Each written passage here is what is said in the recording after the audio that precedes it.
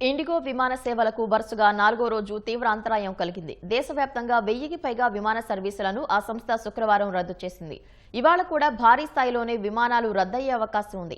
సాధారణ పరిస్థితులు నెలకొనడానికి మరో 5 నుంచి 10 రోజులు పడుతుందని ఇండిగో సీఈఓ పీటర్ ఎల్బెర్స్ తెలిపారు. ఇండిగో విమానయాన సేవల అంతరాయాన్ని కేంద్రం తీవ్రంగా పరిగణించింది. ఈ అంశంపై ఉన్నత స్థాయి దర్యాప్తునకు పౌర విమానయాన శాఖ మంత్రి కె రామ్మోహన్ నాయుడు ఆదేశించారు. రానున్న 3 రోజుల్లో విమాన సర్వీసులను పూర్తి స్థాయిలో పునరుద్ధరించేందుకు అన్ని చర్యలు తీసుకుంటామని చెప్పారు. ఇటీవల డీజీసీఏ జారీ చేసిన ఫ్లైట్ డ్యూటీ టైం లిమిటేషన్స్ ఉత్తర్వులను తాత్కాలికంగా ఉపసంహరించుకున్నట్లు ప్రకటించారు. విమాన భద్రతపై రాజీ పడకుండా అత్యవసర అవసరాల కోసం విమాన ప్రయాణాలపై ఆధారపడే వారిని దృష్టిలో ఉంచుకొని ఈ నిర్ణయం తీసుకున్నట్లు పేర్కొన్నారు. ఫలితంగా ఇండిగోకు మరింత మంది పైలట్లు అందుబాటులోకి వచ్చే అవకాశం ఉంది. మరోవైపు విమానాశ్రయాల్లో చిక్కుకున్న ప్రయాణికులను గమ్యస్థానాలకు చేర్చేందుకు రైల్వే శాఖ చర్యలు చేపట్టింది.